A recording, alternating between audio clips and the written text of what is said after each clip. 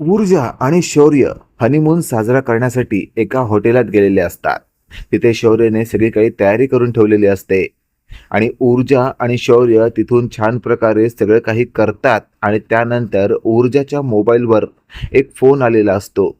कारण इकडे नालायक विक्रांतने तीर्थाला किडनॅप केलेलं असतं आणि तो तिच्यावर जबरदस्तीने लग्न करणार असतो. हे सगळं आता ऊर्जाला फोनवर एक व्यक्ती सांगत असतो. ऊर्जा म्हणत असते, "काय बोलताय तुम्ही हे?" त्यावर समोरचा व्यक्ती म्हणत असतो, "हो, तुमच्या तीर्थाला त्या नालायक विक्रांतने किडनॅप केलंय."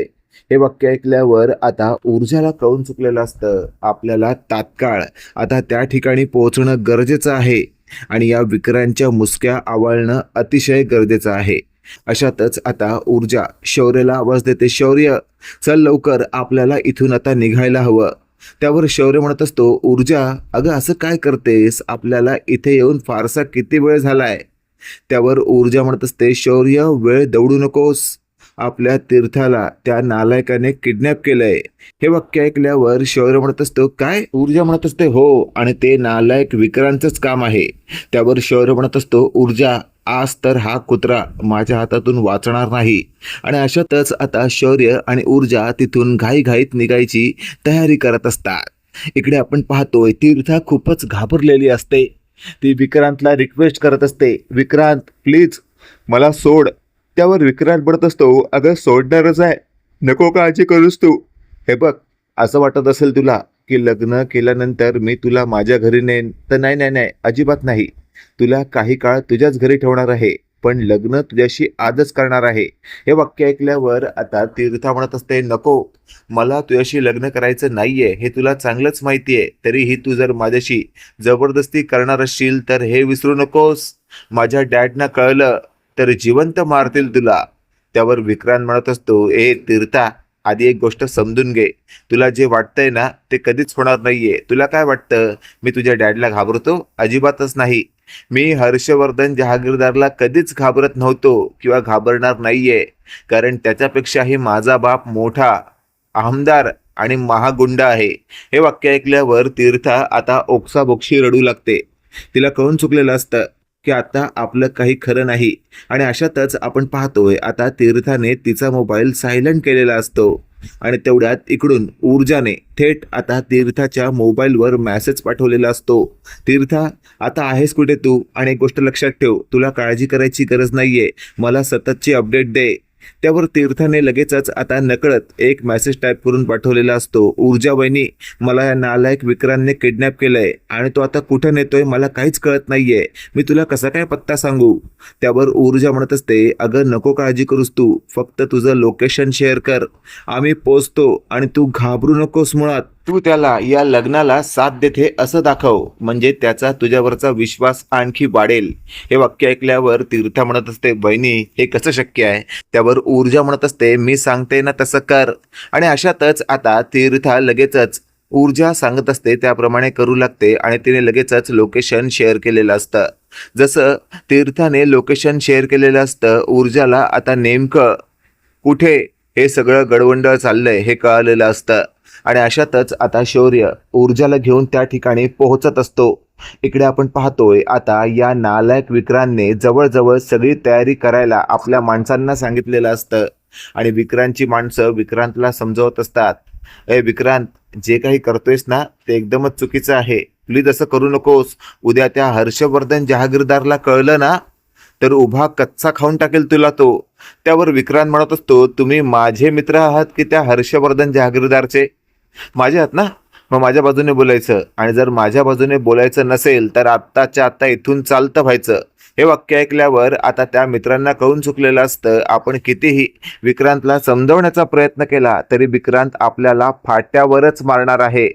त्यामुळे आता मागचा पुढचा विचार न करता विक्रांतचे मित्रही विक्रांतच्या या कार्यामध्ये विक्रांतला साथ देत असतात. तेवढ्यात आपण पाहतोय आता तीर्थाला लग्नाचा शालू नेसवण्यासाठी एका बाईला बाहेरून बोलवण्यात आलेलं असतं आणि ती बाई आता तीर्थाला घाबरलेलं पाहते आणि ती बाई म्हणत असते, "हे काय चाललंय? म्हणजे या मुलीच्या मनाविरुद्ध तुम्ही हिच्याशी लग्न करताय का?" त्यावर विक्रांत आता लगेचच त्या बाईला म्हणत असतो, "जास्त शहाणपणा करू नको. तुला फक्त हिला तयार करण्यासाठी बोलवलंय. छानपैकी शालू नेसव, तिला तयार कर आणि चालती हो.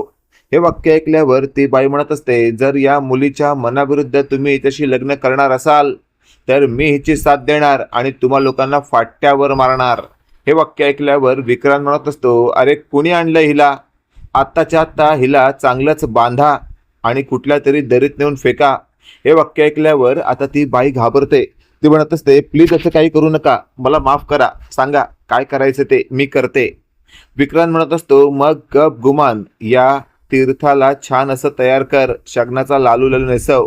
हे सगळं ऐकल्यावर मात्र आता त्या बाईने निमूटपणे तीर्थाला तयार करायला सुरुवात केलेली असते. इकडे मध्ये मध्ये तीर्था स्वतःच्या मोबाईलवर वहिनीचा म्हणजेच ऊर्जाचा काही मेसेज आलाय का हे तपासत असते. त्याच दरम्यान आता तीर्थाला कळून चुकलेलं असतं की शौर्य दादा आणि ऊर्जा वहिनी आपल्यापासून फक्त 500 मीटर अंतरावर आहेत. म्हणजे आता आपल्याला अजिबातच घाबरायची गरज नाहीये. आणि अशातच आपण पाहतोय थोड्या वेळाने विक्रांत आत आलेला असतो. विक्रांत म्हणत असतो, झाली का माझी होणारी बायको छान अशी तयार झाली का? त्यावरती बाई म्हणत असते, हो हो, तुमच्या होणाऱ्या बायकोला मी छान असा शालू नेसवलाय, फक्त आता केसांची हेअरस्टाईल करायची बाकी आहे. हे सगळं ऐकल्यावर विक्रांत म्हणत असतो, लवकर, वेळ नाहीये माझ्याकडे. आणि लगेचच आता ती केसांची हेअरस्टाईल करायला घेत असते. तेवढ्यात तीर्था म्हणत असते, हो ताई, माझं एक काम कराल का तुम्ही? त्यावरती बाई म्हणत असते, काही सांग, करीन, पण पटलं तर करीन, कारण हा तुझा होणारा नवरा खूपच डेंजर आहे. त्यावर तीर्था म्हणत असते, अहो मी त्याच्याशी लग्न करणारच नाहीये. माझ्या वहिनीने सांगितलंय म्हणून मी या लग्नाला तयार झाली आहे आणि मला खात्री आहे हे लग्न व्हायच्या आधीच ती येणार आणि या नालायकाला चांगलाच धडा शिकवणार. त्यावर मात्र आता ती पार्लरवाली म्हणत असते, कोण आहे तुझी बहिणी? त्यावर तीर्था म्हणत असते, तुम्ही नाव तर ऐकलं असेल, ऊर्जा, ऊर्जा शौर्य जहागीरदार. हे वाक्य ऐकल्यावर ती बाई म्हणत असते, अच्छा ऊर्जा शिंदे का, ती ॲक्टिव्हेट वकील? त्यावर लगेचच आता तीर्था म्हणत असते, हो. त्यावर ती बाई म्हणत असते, मग तर तू काही काळजीच करू नको, ती एवढी धडाधडीची वकील आहे ना, तुला या सगळ्या प्रॉब्लेम मधून ती सहज बाहेर काढेल. हे वाक्य ऐकल्यावर तीर्थाला आणखीनच बरं वाटलेलं असतं. आणि लगेचच आपण पाहतोय आता ऊर्जा तीर्थापासून फक्त आणि फक्त 200 मीटर अंतरावर असते. आणि तेवढ्यात आपण पाहतोय आता ऊर्जा आणि शौर्य एकमेकांशी बोलत असतात. शौर्य म्हणत असतो, ऊर्जा, फार फार तर 200 ते 150 मीटरच्या अंतरावर आपण या जागी पोहोचलोय, आता आपल्याला गाडी इथेच लॉक करून पायी जावं लागणार आहे. त्यावर ऊर्जा म्हणत असते, हो. आणि ऊर्जा आणि शौर्य त्या गल्ली गल्लीतून जात असतात. त्याच वेळेला इथे विक्रांत आता आत शिरलेला असतो. विक्रांत त्या पार्लरवालीला म्हणत असतो, झालं ना तुझं काम, चल चालती व इथून. आणि अशातच आता पार्लरवाली तिथून बाहेर पडते. आणि तेवढ्यात आपण पाहतोय आता पार्लरवाली गल्ली गल्लीतून जात असताना समोरून शोधाशोध करणाऱ्या ऊर्जाला पाहते. आणि एवढ्यात ती पार्लरवाली धावत येते आणि म्हणत असते, ऊर्जा मॅडम तुम्ही? त्यावर ऊर्जा म्हणत असते, हो, पण तुम्ही कसं मला ओळखता? त्यावर लगेचच आता ती पार्लरवाली म्हणत असते, तुम्ही तुमच्या त्या नवऱ्याच्या बहिणीला शोधताय का, तीर्थाला? हे वाक्य ऐकल्यावर आता ऊर्जा म्हणत असते, हो, पण तुम्हाला कसं माहिती? त्यावरती पार्लरवाली म्हणत असते, त्या नालायक विक्रांतने मलाच तिला तयार करायला आणलं होतं, शालू नेसवायला आणि छान पूर्ण तयार करायला. त्यावर ऊर्जा म्हणत असते, कुठे आहेत ते आता? त्यावर पार्लरवालीने सांगितले असतं, तुम्ही अमुक ठिकाणाहून जा, पण समोरच्या रस्त्याने जाऊ नका, तिथे त्याची माणसं उभी आहेत, तुम्हाला आज जाता येणारच नाही. आतमध्ये त्यांचं आता थोड्याच वेळात लग्न सुरू होणार आहे, तिथे आता गुरुजी सुद्धा आलेत. हे वाक्य ऐकल्यावर शौर्य म्हणत असतो, आता तर विक्रांत मेला माझ्या हातून. आणि शौर्य धावतच पुढे जात असतो. तेवढ्यात त्या पार्लरवालीने आवाज दिलेला असतो, अहो दादा थांबा, मी काय सांगते ते ऐका, नाहीतर उगाच काहीतरी भलतच करून बसाल. त्यावर लगेचच आता ऊर्जाने शौर्यला थांबवलेलं असतं. आणि तेवढ्यात ती पार्लरवाली म्हणत असते, मला त्या बिल्डिंगचा मागचा रस्ता माहितीये, त्या खिडकीला मागे ग्रिल नाहीये, तुम्ही तिथून गेलात तर सगळं काही हँडल करू शकता, सगळं काही थांबवू शकता. हे वाक्य ऐकल्यावर ऊर्जा म्हणत असते, दाखवा. आता पार्लरवालीने ऊर्जा आणि शौर्यला त्या बिल्डिंगचा मागचा रस्ता दाखवलेला असतो, जिथून आत जायला जागा असते. लगेचच आता बाजूलाच पडलेली एक शिडीचा आधार घेत शौर्य आणि ऊर्जा आत शिरतात. पार्लरवाली तिथून निघून जाते. आणि अशातच आता आतमध्ये शिरलेले शौर्य ऊर्जा हॉलमध्ये एंट्री करायच्या आधी पाठून पाहतात तर तिथे तीर्था रडत असते. आणि विक्रांत म्हणत असतो, ए रडू नकोस, एक गोष्ट लक्षात ठेव, लग्न माझ्याशी करतेस तू, राणीसारखी राहशील, राज करशील, राजमहाल आहे, तुमचं घरही छोटं पडेल, त्यापेक्षा मोठं घर आमचं आहे, बऱ्याच गाड्या आहेत आणि एक गोष्ट लक्षात ठेव, आता जर रडलीस ना तर चांगलाच फटका देईन तुला. तेवढ्यात आपण पाहतोय आता विक्रांत वळणार तेवढ्यात ऊर्जा आणि शौर्यने एकदमच धाड घातलेली असते. ऊर्जा तीर्थाला सांभाळते आणि विक्रांतच्या गळ्याचा घोट दाबत शौर्यने त्याला आडवं करत त्याच्यावर बसत त्याचं थोबाडच फोडलेलं असतं. अचानकपणे आलेल्या या शौर्यला पाहून विक्रांत म्हणत असतो, ए तू कसा काय आलास रे? बाहेर माझी एवढी सिक्युरिटी आहे तरी पण तू आत कसा आलास? त्यावर लगेचच आता शौर्य चांगलाच बाजूला असलेला दांडका विक्रांतच्या घशात घालतो आणि शौर्य म्हणत असतो, एक शब्द जरी तोंडातून काढलास ना तर हा दांडका पूर्ण आत घालेन. त्यावर लगेचच आता विक्रांत गपगुमान शांत असतो. विक्रांतच्या छातीवर एक पाय ठेवत शौर्य तोंडात त्याचा दांडका ठेवत त्याला म्हणत असतो, तू माझ्या बहिणीला हात लावलास? माझ्या? तुझी हिंमत कशी झाली? आज तुझे दोन्ही हात तोडून टाकतो जेणेकरून तुला सतत आठवत राहील. हे वाक्य ऐकल्यावर विक्रांत आता थेट हात जोडत असतो आणि तेवढ्यात आपण पाहते ऊर्जा तीर्थाला म्हणत असते, तीर्था आता काय रडतेस तू? आले ना मी. अगं तुझा दादा सुद्धा आलाय, तुला रडायची गरज नाहीये. आणि एक गोष्ट लक्षात ठेव, तू खमकी आहेस, अशा नालायक विक्रांतला पुरून उरणारी आहेस. त्यामुळे अशा विक्रांतच्या या घातकाला घाबरायचं नाही. तेवढ्यात आपण पाहतोय आतमध्ये काहीतरी गडबड झाली आहे असं विक्रांतच्या मित्रांना कळतं आणि विक्रांतचे मित्र आत शिरत असतात. आणि अशातच आपण पाहतोय आता तिथे खूपच मोठा गोंधळ होणार असतो. पण त्या पार्लरवालीने आधीच पोलिसांना याबाबत माहिती दिलेली असते आणि पोलिसांनी तात्काळ तिथे पोहोचत विक्रांतच्या गुंडांना चांगलेच फटकवलेलं असतं आणि शेवटी विक्रांतलाही आता जेरबंद करण्याचा फायनली निर्णय घेतलेला असतो. त्याच वेळेला ऊर्जा म्हणत असते, इन्स्पेक्टर साहेब बरं झालं तुम्ही आलात. या विक्रांतला आता अजिबातच सोडायचं. त्याने या तीर्थाला किडनॅप करण्याचं घाणेरडं काम केलंय आणि तिच्यासोबत लग्न करण्याचा डाव आखला होता. हे सगळं ऐकल्यावर विक्रांत म्हणत असतो, नाही इन्स्पेक्टर साहेब, खोटं बोलतायत हे हे सगळे खोटं बोलतायत, मी असं काही केलेलं नाहीये. त्यावर तीर्था देखील या सगळ्यामध्ये सामील आहे असं विक्रांत पोलिसांना सांगत असतो. तेवढ्यात आपण पाहतोय आता ऊर्जा म्हणत असते, नालायक कुत्र्या, एवढं सगळं करायची जर हिंमत ठेवतोस ना तर खरं बोलायची सुद्धा हिंमत ठेव.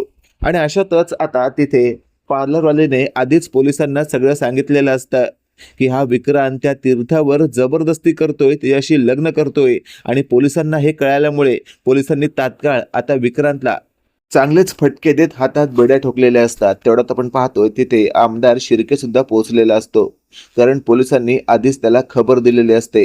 आता आपल्या मुलाची अशी अवस्था पाहून आमदार शिर्के म्हणत असतो, इन्स्पेक्टर साहेब कशी हिंमत केलीत तुम्ही माझ्या मुलाला बेड्या ठोकायची?